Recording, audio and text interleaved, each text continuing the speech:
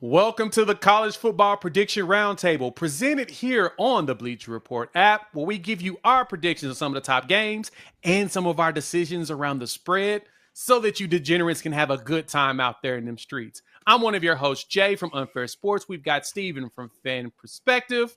We've got Ty from Around the Table Sports and Nino from NinosCorner. Gentlemen, it is Friday. It is football coming up. I know you're excited. How do we feel today?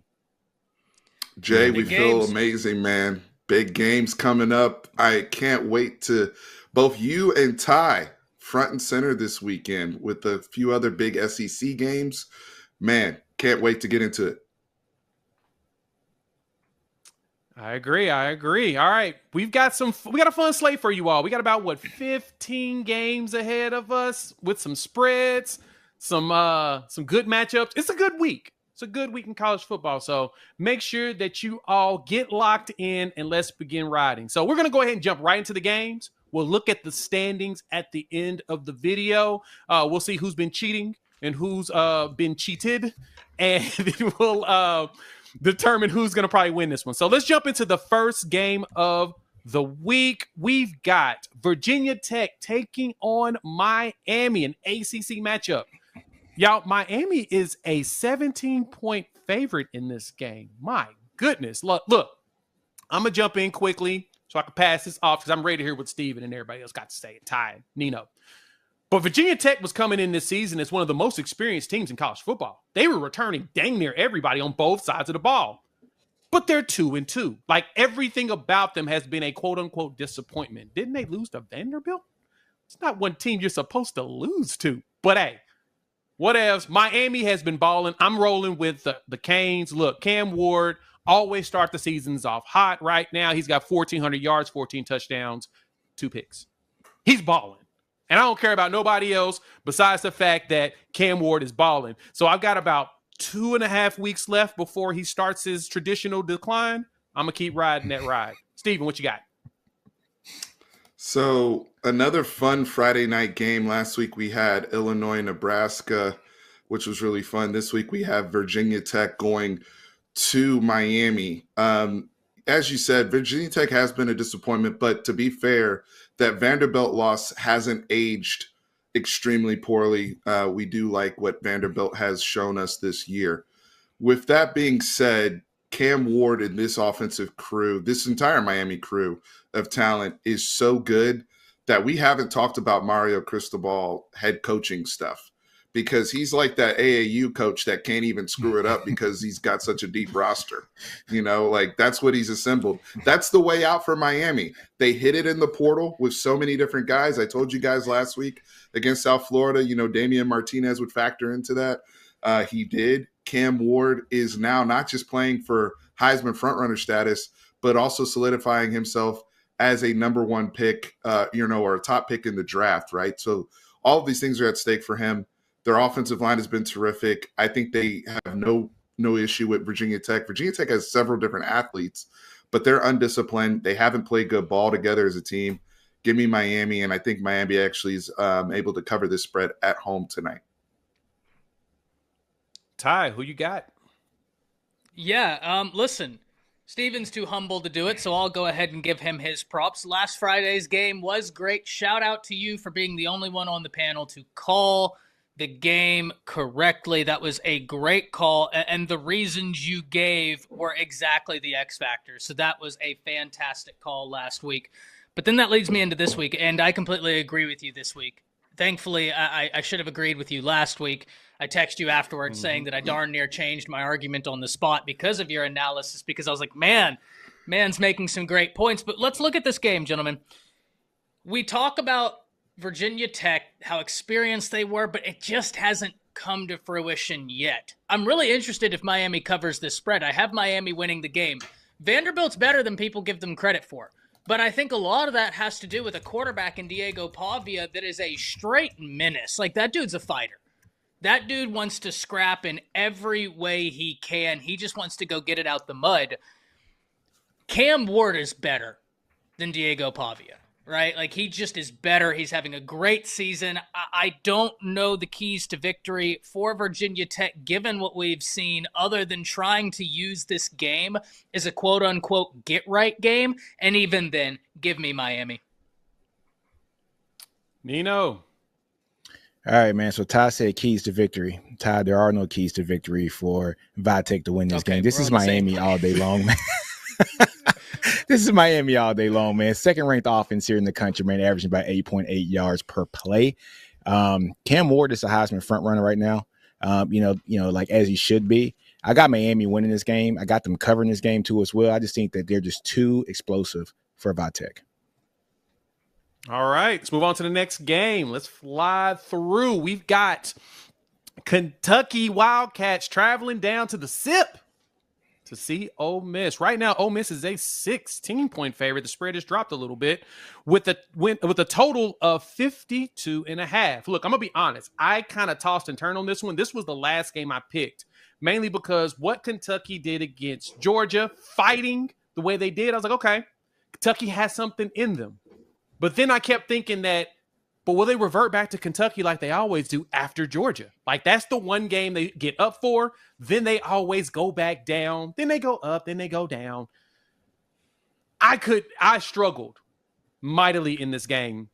Jackson Dart's having a season, 1,500 yards passing so far, 12 touchdowns, 2 picks. He's balling out in that Lane Kiffin system. And plus, he's been in it. This is his third year in there. So he should be at this point.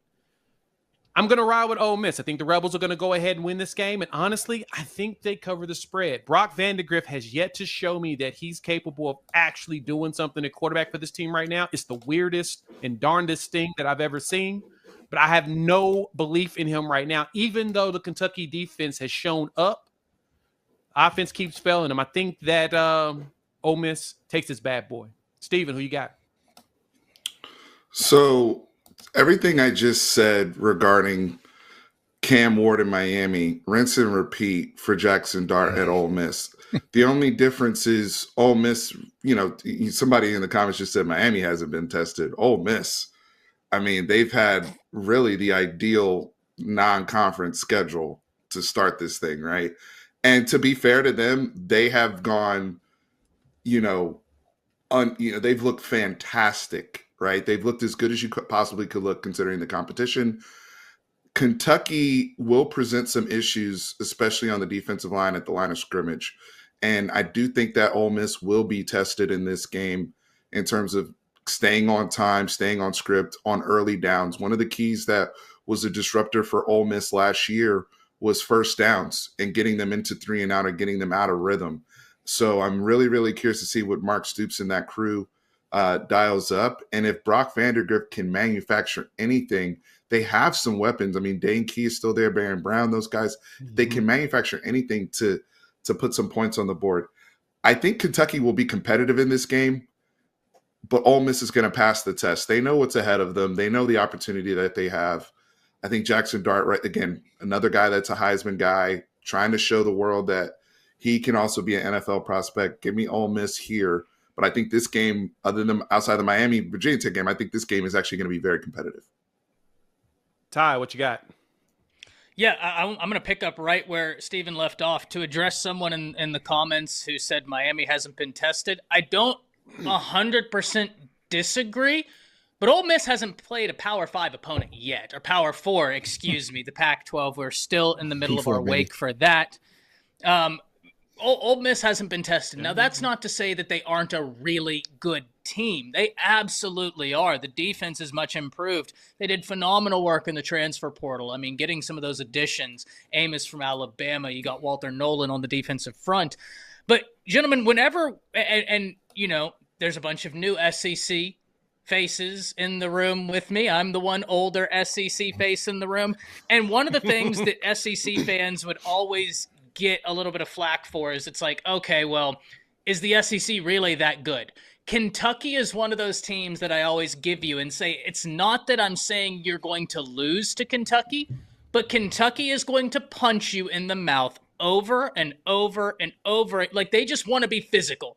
That's all they care about. This is going to be Ole Miss's first test. I have them passing the test Because, gentlemen, it's one of those things where if Ole Miss gets 17 points, do I think Kentucky is then going to be able to score with them? No, I don't. But, yeah, great test for Ole Miss. Kentucky, they just like to punch.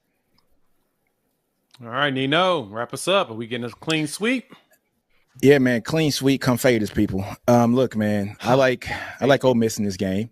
I love Ole Miss in this game. But look, man, Kentucky is the top 10 defense here in the country. They're a really good defense. So this will be the first test for Lane Kiffin. How can Kentucky win this game? The only way that they can win this game is if they pass the ball. All right. So Lane Kiffin's defense, man, they've allowed 9 passing touchdowns this year, tied 4th worst in all of college football. They've also allowed 17 passes of 15 yards or more, which is 4th worst in the SEC right now. But Kentucky can't pass the ball, so I like Ole Miss pulling this game away, 3rd quarter. I don't have them covering this game, but they will win this game. All right, next game, an item up for bid. We're looking at Minnesota traveling to play in Ann Arbor against Michigan. Now, Michigan opened up as a 10.5-point favorite. I'm going to be honest in this one. I'm just going to be quick, too. Give me Michigan. Minnesota lost to Iowa 31-14. I'm just going to say that. Give me Michigan. Steven? Yeah. Also, shout out to you, Jay, for that Michigan call last week against USC and the reasons why, despite the fact that Alex Orji threw for, 31 yards? And I think half of that came on the – I think the half of that came on the drag route at the end of the game. So, shout out to you for hitting on that one. Your boy Lincoln real well, and he delivered. In regards to Michigan and Minnesota, I don't think PJ Fleck's going to be rowing that boat this weekend. The Iowa. So going back to the Iowa game, McNamara, if I'm not mistaken, threw for 65 yards last week. So this is the same type of scenario. Iowa has Caleb Johnson, who's probably the most underrated player in the country right now, and a dark horse Heisman candidate. He is having a monster season at running back for Iowa. If you have not checked out number 2 running the rock, Michigan can run Michigan got right last week running the rock. Mullings was the guy. Everybody's been talking about Donovan Edwards, but Mullings been the guy. I thought the Michigan defensive line finally showed me what I've been looking for, this season. So give me Michigan here. I think this is going to be a classic Midwestern, not snooze fest, but just straight phone booth football. You know what it is. But I think Michigan prevails off that momentum they got from the USC win last week. And you're right. Cade McNamara threw 62 yards on 11 of 19 passing. Wow. Ty, what you got? Are you muted, Ty? This might be a game where I think both quarterbacks could combine for under 100 yards. Right? And that in the year of our Lord 2024 would just be an anomaly. So I'm going to take Michigan in this game. When we look at Minnesota's run defense, they're not a top 50 run defense in the nation, and they haven't played a team. I mean, they played Iowa, you're right, and they weren't super successful in stopping the run then. Mullings is really having a great season. I expect Michigan to be able to win in ugly fashion. Great call last week, Jay. It frustrates me to no end that as USC, you know what's coming. You don't have to guess what's coming, and you can't stop it. Whenever he broke that 60-something yard run to end the game in the 4th quarter, I threw a remote, but we're not going to talk about that. Give me Michigan in this game. Look, man, sometimes you just line up and just push them around. I knew what was going to happen. Nino, who you got? Hey, man, first off, I got to talk about a comment here, man. So Mr. Reed, 11, I think you are right. I had my notes written wrong. I was reading from another. Yes, Ole Miss has only allowed 1 passing touchdown, not the 7 that I said. But they have allowed 17 passes of 15 yards or more in the SEC, which is tied 4th worst here in the conference, just right above Oklahoma. Sorry, Jay. But, yeah, Michigan is like an Iowa on steroids. Right. I'm going to say that Iowa rushed for 272 yards, last week against Minnesota. I look for Michigan just to do the same thing. Alex Orji is a beast when it comes to running the ball, man. So give me Michigan in this game, and I like them just to do very, very well in this game. I look for them to rush about 300 yards this game. Ooh, goodness, that's a crazy one. All right, let's go to the next game, which is probably the mid-fest of the week. We've got Oklahoma traveling over to Auburn, Alabama to play the Tigers. Opened up Oklahoma -3. Auburn now is a 1-point favorite in this game. You may be asking why. Well, Oklahoma's down all 5 starting wide receivers. Yes, I am in pain. I am hurting. And all of the guys have given me crap, as they always do, but I appreciate them because they truly do know ball. So I know it's all love. Well, Oklahoma comes in as one of the better defenses in the country, 10th in efficiency. They have caused some of the most turnovers, leading the country, causing 8 fumbles. Auburn has turned the ball over 14 times. Oklahoma's taken the ball away 12 times. So, and they're going to play either Thorne or Hank Brown. We have no clue. It's going to be one of the two. Right now, Thorne has been doing the number ones. We'll see what happens. Yeah, I'm going to still ride with Oklahoma, though, mainly because Auburn likes to give the ball away, and Oklahoma likes to take it. So why not just keep taking the gifts? They are providing it to you. Michael Hawkins, the true freshman, is going to be playing quarterback. He's going to be throwing to the guys that he's been throwing to in practice this entire time. So hopefully that's the silver lining. Plus the line looks a little bit healthier. Guys are coming off of the injured report. So I think Oklahoma wins this game in the biggest mid-fest of the week. It's going to be very low scoring. And, of course, that means Oklahoma covers the spread. Steven, yes, I will dog on my own team because I'm a realist. I'm not just a ridiculous homer. Steven, what you got? We appreciate your honesty, Jay. That's why we love having you on here as our gracious host. Now, folks, Jay brought up the turnovers. Auburn in 2 losses at Jordan-Hare, by the way. In those 2 losses, 9 turnovers happened. They had 4 against Cal. They had 5 last week against Arkansas. So here's the thing, though. You would think in those 2 games, if you turn the ball over that much, you would get blown out of the water. What's interesting is the Arkansas game, it's only 24-14. Cal, they lost by a score.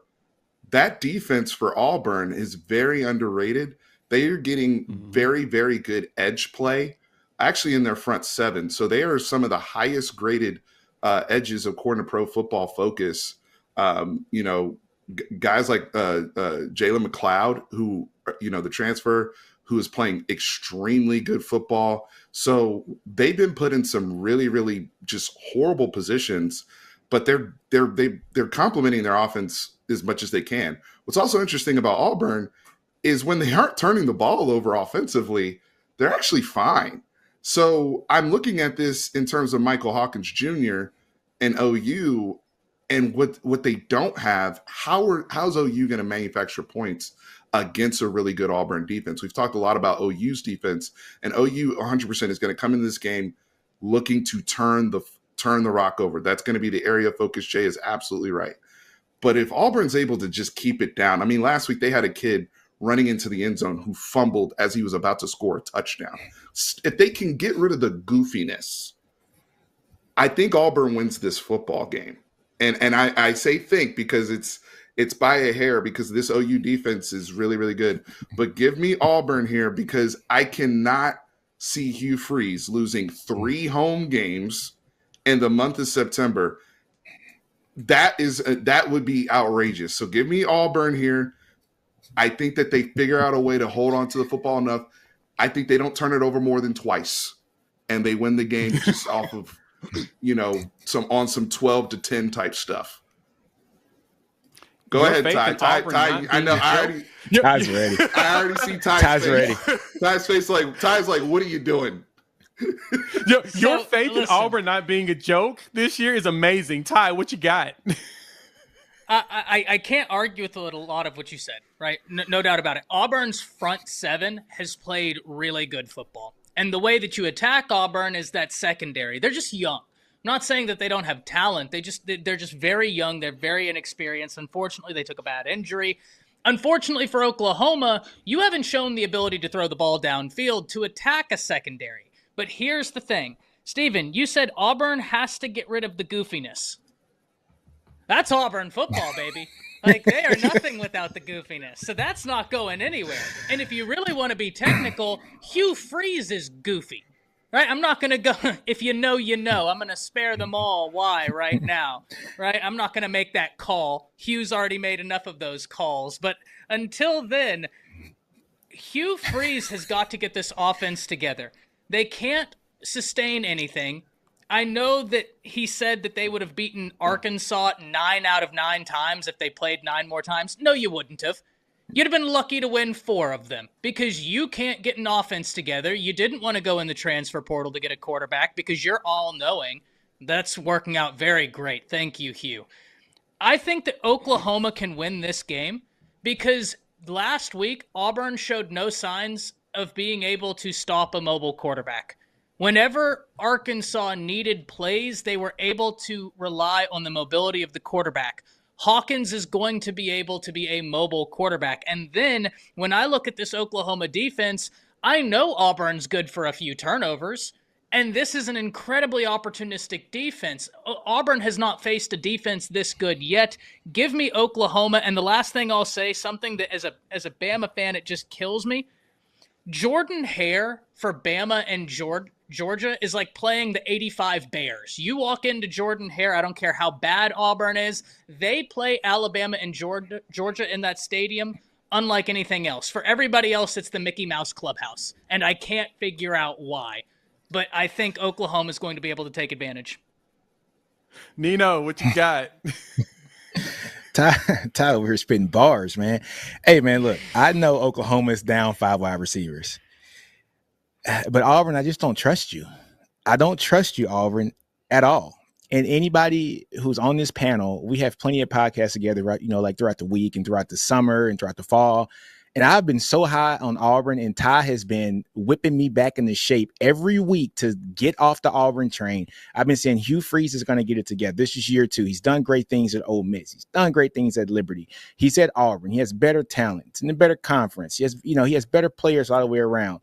And then Peyton Thorne comes. And I said, Peyton Thorne's going to be the guy that's going to be the glue prior to him getting that big 5-star guy to come in. And we've seen the Peyton Thorne show now for 2 years. Well, not for 2 years, for a year and 4 games. And you know, it's enough. Okay. It's enough. I have no trust in Freeze. I've been 10 toes down for you, Freeze. You've let me down. This year, you gave me Cal.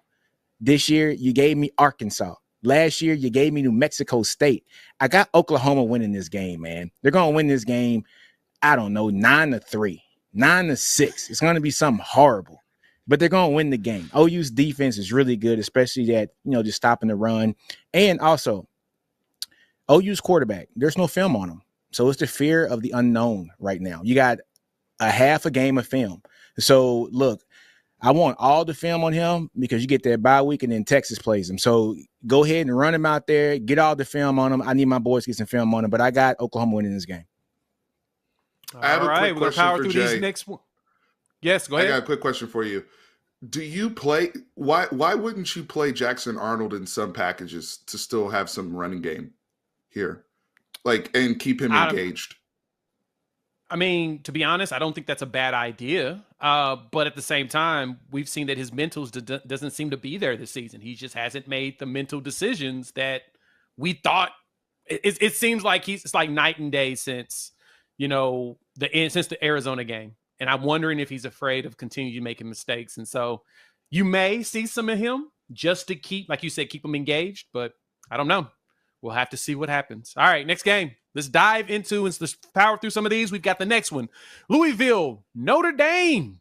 Louisville traveling up there to Notre Dame, and Notre Dame's a 7-point favorite in this one. Look, anytime I see Notre Dame as a favorite in a game at home when I don't think they should be a favorite, that tells me to immediately take Notre Dame. I'm going to take the Fighting Irish. Look, Louisville has been killing it. I was mulling this game just like I was the Texas A&M one, and Notre Dame came through and showed out. Tyler Shaw's actually having a solid season, 850 yards, 8 touchdowns. Not too bad. Riley Leonard has not been as impressive as I hoped, but shoot, they're a 7-point favorite at home, and the line's gone up from 4.5. Give me Notre Dame. There's something brewing here that I'm not seeing, and I don't know what it is. Steven, what you got? So this is interesting because Coach Brom he really took it to Notre Dame last year. He also took it to Riley Leonard last year at Duke. So both of them are trying to get it back in blood. This is on Notre Dame soil. Tyler Shuck is playing the best football of his career so far. And Louisville really impressed me last week against Georgia Tech. They've just been consistent. And I'm just really impressed with what Louisville's done. And I know that they're going to have some stuff to attack Notre Dame's defense, which has been really good. But I don't know if they've been all world like they looked that night against A&M. If that Notre Dame defense comes out, the one we saw against A&M, where they were just running these trap coverages and really, really creative, then I think Louisville's in trouble. I don't trust Riley Leonard. I'm sorry. I don't. And give me Louisville here in the upset at Notre Dame to beat them 2 years in a row. At some point, you got to put points on the board, and Riley Leonard is missing throws to the flat. They're really creating. They've been scheming up easy stuff for him, and he just hasn't been hitting it. Now, if he all of a sudden comes alive, then look out, and maybe that's what people are banking on. But I haven't seen it. I think Louisville's been a better team. They've been more consistent, and I think Tyler Shuck is, if he's able to just stay upright and healthy, he hasn't turned the ball over yet this year. I like Louisville here in the upset. All right, Ty, what you got? I don't have much to add. Steven, I think you hit the nail on the head. Give me Louisville. They have put hands on not only Riley Leonard, but Notre Dame last year. I think they're very well coached. And the only thing I will add to this is just continuing what Steven said. Riley Leonard is almost like Devin Leary for us a year ago, where we thought Devin Leary was going to be a guy that goes to his new team and really takes them to another level. I think that, at least me, I thought that could be Riley Leonard. He hasn't been. He's got 1 touchdown to 2 interceptions. Ja'Cory Brooks, ladies and gentlemen, is having himself a year. I love to see it. Give me Louisville for this win. Nino, wrap us up. Man, I wanted to pick Louisville so bad for this game. But every time I looked at it to pick Louisville, I was like, you know what? I think Notre Dame's going to win this game. I don't know why, but it just got something. Like, is the real Riley Leonard going to stand up one day? So we've been talking about this for the entire season. I thought him going over to Notre Dame is going to be outstanding for them. It hasn't been so far. He hasn't passed the ball, like worth a damn. But for some reason, I just got a feeling that Notre Dame's going to pull this off, and I don't know why. I have no idea why, folks. I'm going off of just a feeling in my heart. Love it. Bless his soul. All right. Baby, bless his soul. I got Notre Dame in this game. It's going to be close. All right. Let's fly through some spreads. First spread of the day. Y'all have been asking for. We're going to give you some spreads. We've got Arkansas taking on Texas A&M.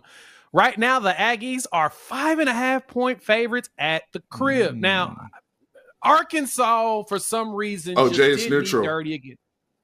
Is it neutral? It's in Dallas. Forgot it's a Dallas game. That's my bad. It's not a Cal Field. Yes, I always forget that they play in Dallas every year at Jerry's Circus. I love that.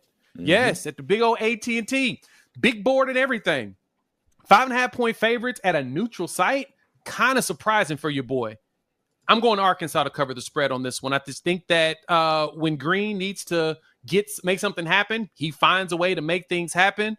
And overall, Arkansas has been pretty solid in a run. And Texas A&M lost to Notre Dame. So I'm still just kind of like baffled in the way that they're playing ball right now. But hey, they got Reed out there at quarterback who might be dangerous going forward. But I don't think this is the game where he's the most dangerous. Give me Arkansas to cover. Steven? This game has been really fun over the years. Now, A&M has dominated in terms of the win column over the last 12 some odd years after they moved this game to Jerry World. Arkansas started off strong, and then A&M ran off a whole bunch of games in a row. And then Arkansas has only won maybe 1 or 2 over the last few years. So this Arkansas team, though, with Sam Pittman coming in, getting a big win at Auburn, Taylon Green and Jaquindon Jackson are a heck of a backfield. I like Lucas Haas at tight end. Armstrong has been a very underrated receiving threat. He's actually having a really good season, 6'4". I believe he's from Dallas, Texas as well, so it's a homecoming for him. This is going to be a really, really fun matchup with the 2 dual threat quarterbacks. And like I said, this game, folks, if you've paid attention to any Arkansas A&M rivalry games at Jerry World, they are craziness. The 99-yard fumble with off of Jefferson a few years ago, right? Like all sorts of craziness. I like Arkansas to cover though, and potentially win outright. I might even consider Arkansas money line here, because A&M to me has not solved the bust that they've had for an Elko defense. They have some weird coverage busts. They have some weird run fits. And then the next series, they look dominant again. So because of that, give me Arkansas here to at least cover. I think you could actually consider money line here as well. Ooh, Ty, who you got? No, I love everything he said. I was debating whether I was going to go Arkansas cover or Arkansas money line, and I'm going to tell you why. I really like the new Texas A&M quarterback, Reed. I think that he is a promising young talent. I love what the offense is able to do with him. I think it's more conducive to success for their offensive coordinator, this style of quarterback, as opposed to Weigman. So I absolutely think they're going to be able to build something. But as much as I said I wasn't going to let Arkansas hurt me again this year, here I am, ready to be hurt. Arkansas has been playing some good football when the coaches don't get in the way. Against Oklahoma State, it was some of the worst clock management I have ever seen. But Jaquindon Jackson, monster. Green, he's one of those guys where you get Arkansas into 3rd and 7, you don't feel great because you know he can take off on you and be the difference. Give me Arkansas to cover this game. Really looking forward to this one. Nino, wrap us up. Hey, man, Arkansas is going to cover, and I might take the money line as well, man. Look, when Texas A&M got beat by Notre Dame, fade us, man. Hey, look, when Texas A&M got beat by Notre Dame, Riley Leonard used his legs extremely well that game. I think Taylor Green's a much better runner than he, and so I just got a feeling that Arkansas is going to pull this thing close. So Texas A&M, what's this? Hey, Jay, so Texas A&M is favored by what? 4.5? 5.5? Yeah, man. Hey, man, Arkansas got this game. And honestly, I think they might actually win this game. Ooh. All right, next game. Let's fly through it. We got Texas at the crib hosting Mississippi State. So Jeff Lebby's first road game down in DKR. The Longhorns are a 37.5-point favorite with a total of 61.5. Look, I'm actually surprised that Mississippi State is as bad as they are, and I'm going to tell y'all why really quickly. This was a roster built, for and by the late Mike Leach. Lebby is kind of in the same tree under the people that he's learned under tutelage of that air raid. I would have thought this would have all kind of worked to get, no, not at all. So I think Texas wins this game. I don't think Texas actually covers the spread, though. I think Mississippi State comes in physical enough, but I think Texas wins by 35 and just misses the spread because they don't want to do too much due to dealing with, not wanting to deal with the SEC team. So give me Texas to win this game, but I don't think they cover. I think they just missed the spread just because they just want to take their foot off the gas and relax. Steven, I'm going to give it to Texas people. I want to hear from y'all. Who's playing quarterback on Saturday? Who's starting this football game? I think that's also going to be, very interesting. This is Texas's first SEC game. And, for the people a few years ago that thought that Arch Manning would be the one to lead Texas into the SEC on their debut, you actually might be right, depending on what Steve Sarkisian decides to do with one Quinn Ewers if he decides to rest him, knowing there's a bye week after this. I do think Texas covers regardless. Mississippi State they have not intercepted a pass this year. They are dead. They are in the 113th and 120s and 130s in pretty much every defensive category. They're defensively, they are atrocious. And now you got guys, losing their starting quarterback in Blake Shapen is a huge deal offensively, because I did like what they were doing with their receivers when they were trying to keep up with Florida in terms of a shootout. Florida last week, you talk about Quinn Ewers and Arch Manning. Florida last week completed 93% of their passes, which was a freaking Florida record. When you think about Urban Meyer and Steve Spurrier and all the people they've had there, give me Texas to cover this just off of Mississippi State just not having much to work with. That's a very fair point. Ty, who you got? This isn't going to take long. Yeah. No. I'm trying to figure out what to say. I'm going to, give Nino most of my time. Texas is going to win. They're going to win in any way they want to win. And I will say this before I pass it to Nino. I think one of the big questions I, in particular, had for Texas is, okay, I like the depth you had at interior defensive line. You lost 2 monsters last year. I like what you have. What's the fall off going to be? And y'all played very well in that area. And it's something to where I think a lot of people expected the Texas defensive front to really start shoring up week 4, week 5, as those guys got more experience. They've been ready to go since week 1. The edge play has been much better than last year. Great work in the transfer portal. Great work scouting Colin Simmons from Duncanville. Unbelievable freshman campaign he's having. Texas is going to do whatever. And the very last thing I'll say is, Jay, to your point, as much as this roster was built for a guy like Levy, let's not forget the Arnett year. This Mississippi State organization has gone everywhere in terms of what they want their cultural identity to be. And Levy is not inheriting something that, in my opinion, is anywhere close to a ready product. It's a fair point. I always forget about the Arnett year. So, Nino, go ahead. Hey, man, Texas all the way. Come fade us again, guys. 4 straight here. Texas is going to win this game. They are going to cover this game. Doesn't matter who starts, whether it's Arch, whether it is Quinn. Texas is going to win this game. They just got too much talent. Yeah, or Nino, or Steven. Steven played a little quarterback in high school. You know what I'm saying? So, look, man. Put Steven out there. Texas is going to win this game pretty easy, man. They are too stacked on offense. They're way too stacked on offense. It doesn't matter who plays running back because the line is really good, right? So we've had the line, be just, outstanding here for the last couple years. So you lose CJ Baxter, doesn't matter. You got Jaden Blue. Jaden Blue doesn't play, doesn't matter. You got Trey Weiser, and Trey Weiser doesn't play, doesn't matter. You got Gibson. Gibson doesn't play. Look, we got a guy named Colin Page who's a walk-on who rushed for 60 yards, right? So, look, Texas is going to win this game. The defense is going to be very stout as well. Texas will cover this game, 37 points easy. All right, let's move on. We got 2 spreads we're going to go through very quickly, and then we're going to go to the biggest game of the week. So next up, we're sitting with Ohio State, Michigan State. Ohio State's traveling on the road. Ohio State's a 23.5-point favorite. I'm just going ahead and be quick. I think Michigan State covers this spread only because they're at home. That's really the only reason why I'm going to pick them to cover the spread. Feels like Ohio State's just going to just chill and coast, because they don't want to put out too much energy, knowing that they've got to play a very scrappy Iowa team that's like very physical but can't play offense. Give me Michigan State covering the spread. Steven. I actually, right there with you, Jay, give me Michigan State to cover as well. I had Marshall last week as well covering against Ohio State, which they did. Ohio State started a little slow in some of these games. There's still, Will Howard's been good, not great to me. The run game is starting to get effective, but Jonathan Smith is doing a good job over there at Michigan State of keeping them competitive. I like what I'm seeing.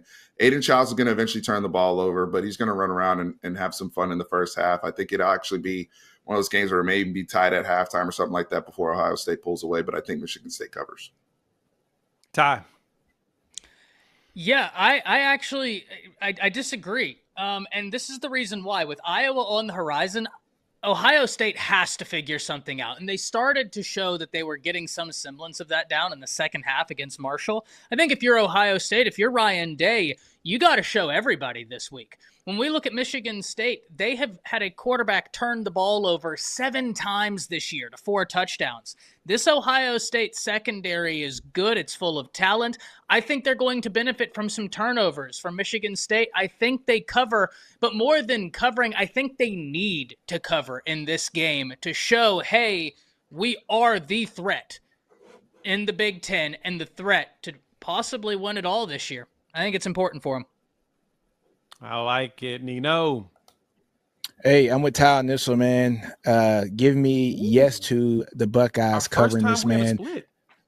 First time we have a split, man. So yeah, man. I I love the Buckeyes in this situation, man. I think that they're going to beat the crap out of Michigan State this game, even though Michigan State has kept games close, but they haven't played anybody like Ohio State.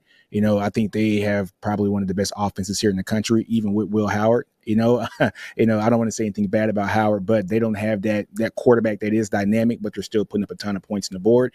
I do like the Buckeyes to cover in this one. Okay. Next game, we've got Clemson hosting Stanford cross country in an ACC matchup. Right. Still sounds weird to say out loud. Clemson is a 21.5-point favorite in this game. Look, I don't know why. I'm going to go ahead and go with Clemson. That spread is ridiculous. After what Stanford did cross country against Syracuse, there's no reason why Clemson should be this high of a favorite, which tells me I probably should go ahead and ride with Clemson. This will be Stanford's second cross-country travel, and it only makes sense. That's why they're the favorite this big. Give me Clemson to cover that spread. Stephen. Yeah, Stanford, terrific performance against Syracuse on Friday night. They were playing opposite of that Illinois-Nebraska game, and they were able to turn over Kyle McCord a few times. But Clemson's been on fire. Cade Klubnik is looking like the guy that I thought I was going to see in that Garrett Riley offense, and we're finally seeing it. And they are running the ball. They are throwing the ball. He's been terrific.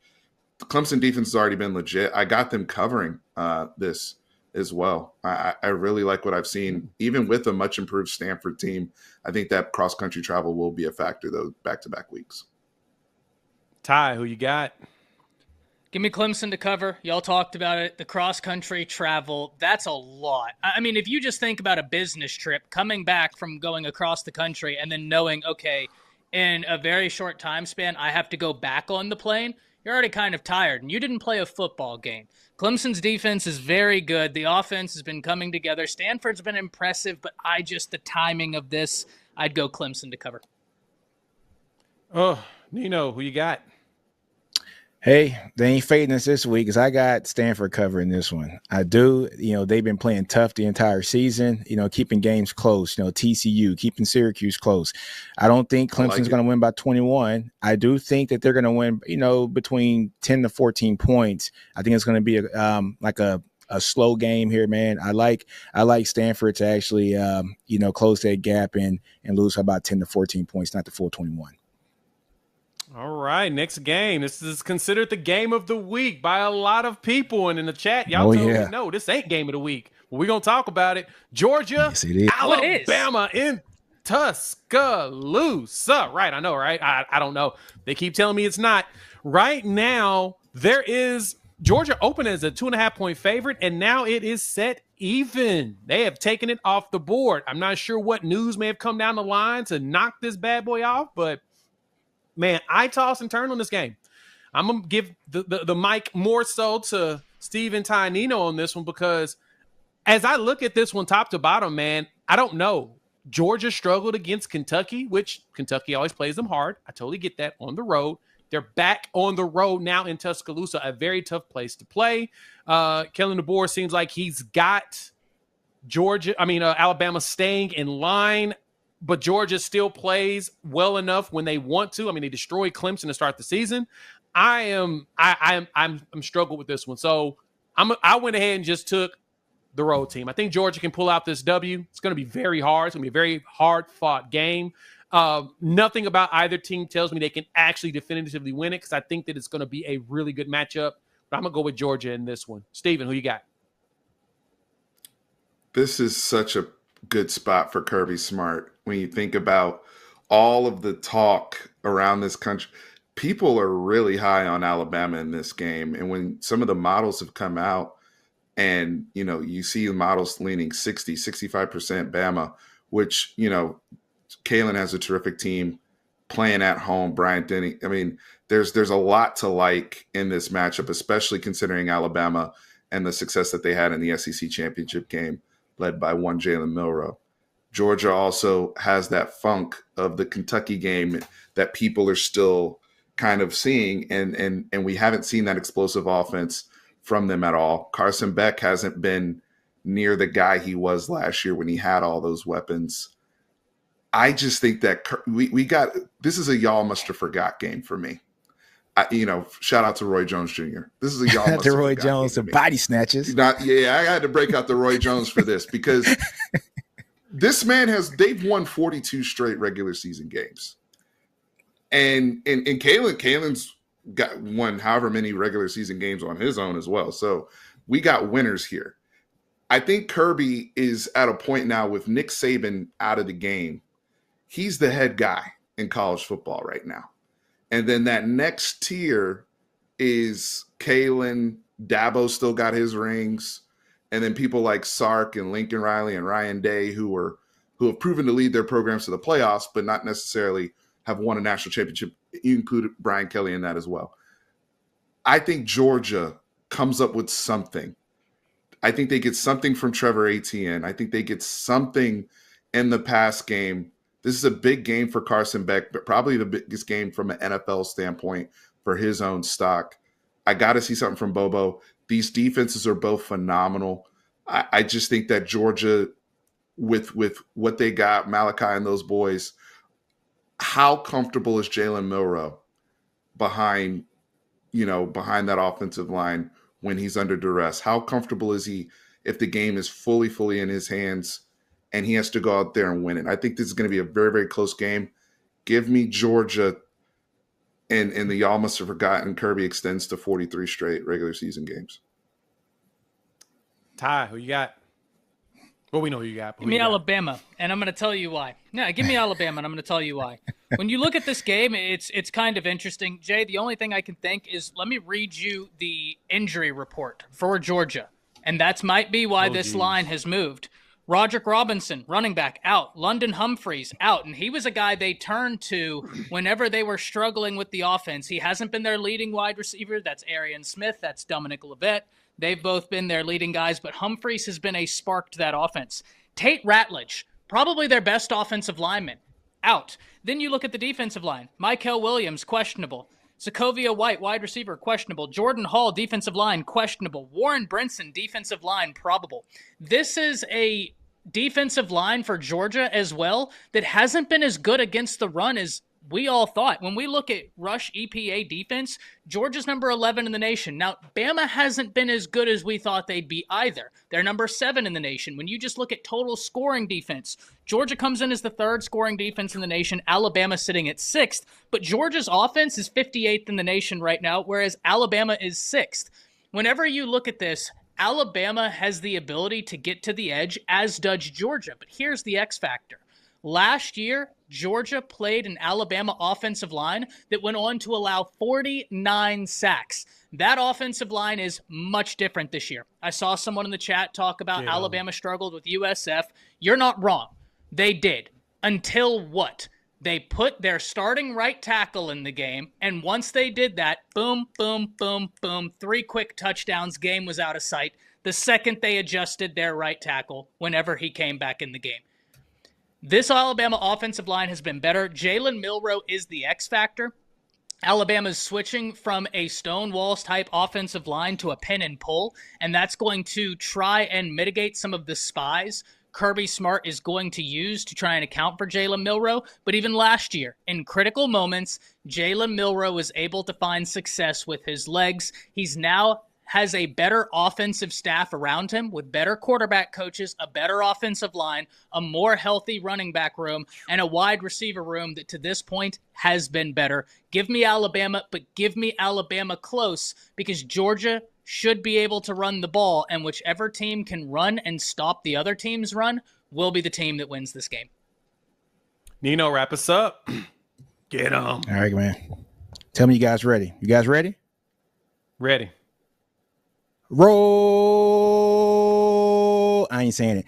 But guess what, folks? Bama's going to win the game. All right? Bama's going to win the game. I only said the Roll Tide thing because my cousins, they're all on here from Forkland, Alabama. But look here, man. Both teams have given up a lot of rushing yards this year. Bama giving up 200 yards to, South Florida. But Georgia gave up 147 yards to Kentucky. But like Ty said, the X factor is Jalen Milroe. Once Georgia stops that running game, it's going to be hard to stop Jalen Milroe when he rolls out of pocket and just makes plays with his feet. I like Alabama to win this game in Alabama for the simple fact that they have a guy who has a Superman power playing quarterback, and Georgia doesn't have a guy who has a Superman power. Carson Beck, I don't see what all the hoopla is about Carson Beck. He's a good college quarterback, but once we're talking about a guy who might be the top pick of the draft, I do not see it. He doesn't have any X-Man powers. I like Jalen Milroe a lot in this game. I think he's going to have a big game with his legs. I think Jam Miller is going to have a huge game with his legs as well. Milroe also has talent. People are not even talking about Ryan Williams and Kedrick Law and just how explosive those guys are too. Alabama's going to do their thing in this game, folks. They are at home, and people are forgetting right now too, folks, that there's a big storm down south right now, which is going to cause it to be one of those games where it's going to be a dirty game, a run-first heavy game down there in Alabama. And I trust the legs of Jalen Milroe and company to come out and win this game. Give me Alabama. Do you think Georgia's worried about that, though? Weather-wise, like if they have to play that way, I feel like Georgia's more than comfortable playing. They will be comfortable, though. But I tell you what, I wouldn't want that 230-pound man running out for a pass and then doing something dirty to my linebacker, right? You know, they haven't faced a Jalen Milroe. I mean, look, they got beat by Milroe last year, SEC championship game, and I know people want to bring up, we lost our right get back, Nino. They get back. Get back, yeah. They got beat on a neutral field last year. Now they're going to Tuscaloosa, to T-Town to go play. I got Alabama winning this game. I like Milroe's X factor better than I like Carson Beck's X factor. Kirby sometimes against Alabama, because he coached there for so long, he gets in his own way. And I don't know if that's because Saban was there previously and now Saban's not there, but he gets in his own way when he plays Alabama, just for the simple fact that he tries too hard. All right. I don't know if he's going to try too hard. He might be more loose today. He might be more loose this game because Saban's not there. But Saban's going to be in that stadium. I guarantee he's going to be in that stadium, y'all. Can I say one thing before we move off of this? Yeah. BS Bank says he didn't have a good game last year. I'm going to quote a classic American literary artist, right? One of the last great literature minds in this country, and that's Dominic Toretto. It don't matter if you win by an inch or by a mile. Winning is winning. And whenever critical downs came up, Georgia had no answer. Georgia's defensive line hasn't proved to be as good this year as it was last year. Georgia's best offensive lineman is out. Jalen Milroe has better coaches around him in terms of offensive schematics this year than they had last year. It's going to be a close game, but the tide's going to roll. Yeah, I trust Kelly DeBoer coaching Jalen Milroe more than Tommy Rees coaching Milroe on the offensive side of the ball against the Georgia defense. Just my 2 points. All right, we got 8 minutes and we've got 4 games. We're gonna fly through them in our mortal locks and give y'all the standings. Let's jump into Arizona taking on Utah. Utah's a 9.5-point favorite at the crib. I'm gonna keep it simple. Arizona will no longer hurt me. I'm going with Utah. I am tired of being abused by this team. I thought that they loved me, and they did not the last time I picked them. Give me Utah, and I think Utah even covers this spread because they're gonna be mad because Kansas State did it. Utah says we can do it better. Steven. Yeah, give me Utah. They're the best team in the Big 12 right now. They showed me everything I needed to see going down to Oklahoma State last week. Kyle Whittingham and them guys. Morgan Staley on defense. There's just too much. I like Utah here. Ty, who you got? Utah. Kyle Whittingham. Let's roll. Nino. Clean sweep, come fade. It's Utah, baby. All right.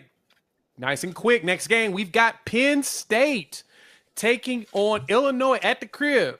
The Nittany Lions are a 19.5-point favorite in this game. Look, man, I guess the Kent State game told everybody that Penn State might be back, but Bowling Green State still exists in my eyes. I think Penn State wins this game, though. I think they take them on the money line. I'm not taking them on the spread, though. I think Illinois will cover this one, but give me Penn State to win. Steven.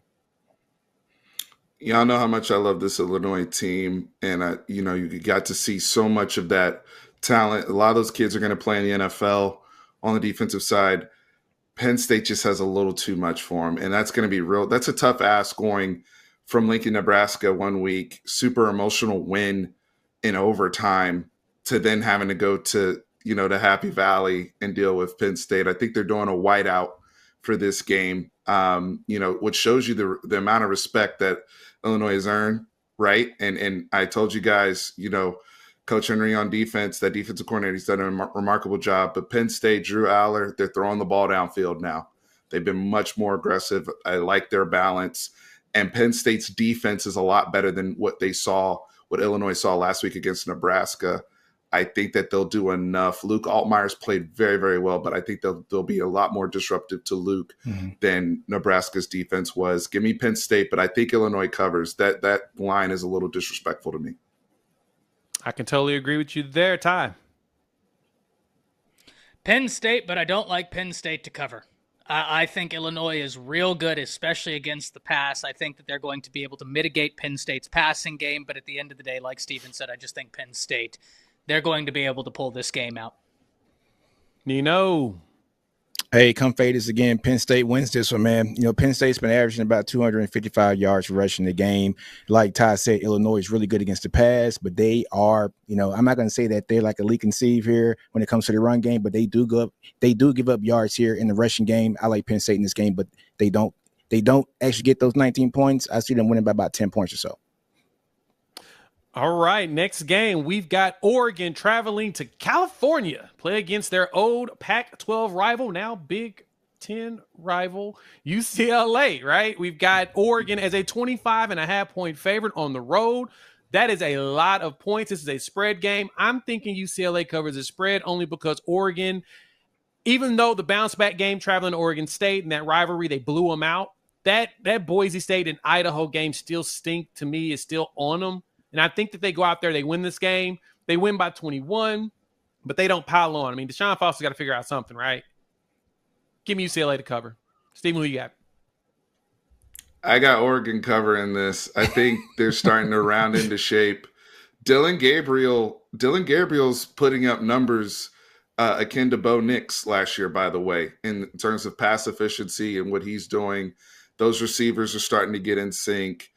UCLA is not good. The problem is LSU plays with their food, and we know how undisciplined they've been. But we saw when LSU had the right people on the field, they got up out of there, right? And y'all know what I mean by that. But Oregon, I think Oregon covers this. Ty, who you got? Oregon covers this. UCLA hasn't to this point had any semblance of a running game. They have a quarterback that's thrown more interceptions than touchdowns, and Oregon is just starting to get into shape. I think they're able to stamp another big victory. I got them wrong last week. Won't happen again. Nino, wrap us up. Give me Oregon to cover this, man. I just think they got too much, firepower there, man. I think DG's going to be fine. I think, DG, also Evan Stewart as well, too, man. Look at them to cover this game. All right, last game before we get our mortal locks. We've got Colorado traveling cross country to play against UCF. Right now, the UCF Knights are 14-point favorites at the crib. And look, initially looking at this, I wondered if UCF will be looking past Colorado because they're traveling to the Swamp next week in a rivalry game. And rivalry games usually can cause some problems in between if it's right behind each other. Florida's not very good. And I think UCF knows that, and they feel very confident and comfortable going in that game. Shedeur Sanders and Travis Hunter have been elite. They have been elite. Their defense in the second half has been solid. They're not giving up a bunch of points, but UCF can run it down your throat. And that's basically what KJ Jefferson and RJ Harvey are probably going to do this game. I think UCF wins this game, and I think they actually cover the spread. It's going to be tough, but I think they actually can cover it. Steven. I got UCF here. Look, they can't afford to look past anybody. They were down 28-7 last week against TCU and pulled out a miracle. Colorado's coming off of a miracle in their own right versus Baylor. So both of these teams are coming off of miracle comeback wins. But UCF has these triplets of KJ Jefferson, RJ Harvey, and Kobe Hudson. But RJ Harvey is I talked about Caleb Johnson earlier, talked about Ashton Janty at Boise State. There's some good backs in this country, and RJ Harvey is in that group. Give me UCF here winning this football game. I don't think they cover, but I think they win at the crib. Ty, who you got? This one kept me up. I'm going to actually go against the grain. I'm going to take Colorado. UCF, they have a lot good. Their passing efficiency defense is 79th in the nation. Like, that's one area where I think Colorado will be able to kind of get some plays going in their favor. Colorado's defense has not been good in the first half, but in the second half of games, they've actually came alive. Like, we've actually seen a Colorado defense play much better in the second half. I think that they can keep it close. Jay, I think that UCF is going to be looking at Florida next week and that Colorado will be able to sneak a win. Nino. Hey, man, you guys know how I feel about this. I got family ties in this one, but I got UCF winning this game, man. Sorry, Big O. But look here, man. Why you shaking your head there, Steven? Especially after the touchdown your cousin scored last week, which was unbelievable. Hey, it is really what it is, man. I talked to his mom after the game, too. You know, he had a great game. But UCF, man, they are ranked 6th in the country in rush defense. But like Ty said, their passing defense is not the best. But since you don't have to worry about the run against Colorado, you can concentrate more in the pass this game because Colorado does not run the ball at all. So I got UCF winning this game. It's going to be closer than expected, though. I don't look at it for 14 points. I look at it to be a little bit closer. They are playing at the crib, so give me UCF in this game. They don't overlook Colorado because Colorado, no matter what the record is, it's big-time ball now. They could be, 0-4 right now, and they're going to have everybody and their mama at the game and so much TV coverage and Dion. So they don't look past Colorado. They beat Colorado, and then they go and, bum fight Florida next week. Omarion Miller, I hope you're listening to this and bump that in the locker room. Your freaking your kinfolk don't even believe in you, bro. Even after what you did last week. Bump that in the locker room. Bump it in the locker room. All right, we're going to wrap this up so we can get on up out of here. We've got our Mortal Locks of the week. Your boy, I'm taking Miami to win and cover. I just do not believe in Virginia Tech. They've hurt me. And when I'm hurt, I go against you for a while. I'm going to ride with Miami to cover and win this game. Who you got, Steven, for your Mortal Lock? I'm going with a team that proved me dead wrong last week, and I was really, really impressed with what they showed me and how they proved me wrong. Give me BYU money line versus Baylor for the upset. I'm really impressed with what they did, and I think that they go. I think Baylor's broken after that Colorado game because they almost gave up 2 Hail Marys. And they gave up one, but they almost gave up the other one too. The brother dropped it, but I like BYU more money line. What? No, wow, Ty. No. Go ahead, Ty. No, Ty. I think we're in the same position here, Ty. Go ahead, Ty. So here's the problem. Last week, I got the Mortal Lock pick right. I said BYU, right? So yay me, finally something went right. I'm rolling with BYU again. And for those of you watching, we do not know what each other have picked in this game. These are picks that are sent in. There's no way that we could have. Give me BYU money line. I don't like 2.5 points after what Baylor did. I don't get it. I don't understand that one at all. That seems like easy money. Wow. There's no way, Nino. Don't tell me. Don't tell me, Nino. 3 out of 4. BYU beats Baylor. I swear to you. So you want to see my notes? You want to see my notes right here? Right there. BYU. Do you realize how statistically improbable that is since we can pick any game in the nation? Baylor. You see that? All three. BYU beats Baylor. Right there. It's my Mortal Lock. So BYU beats Baylor. That's my Mortal Lock, okay? All right. Go ahead and show the picks. I got it on the notes. What have we done? Go ahead and show the picks on the screen because I think the funny thing to go with this is that I was actually looking at that BYU game as well. And I told myself, nah, we're not going to do this. We're not going to touch it because Baylor disappointed me. But my goodness, that is amazing that y'all all picked that game together. So, all right, we're going to wrap it up, put a bow on it. We appreciate y'all pulling up. Standings-wise, pop that up real quick, and we'll see who's in the lead. Oh, no. No. Yep. It looks like that looks about right. That looks about right. Yep. And I am at the bottom, struggling. Thank y'all for pulling up to the College Football Prediction Roundtable presented here on the Bleacher Report app. We appreciate the love. For Steven, Ty, and Nino, I am Jay. We will see you all next Friday. Y'all have a good weekend. Peace.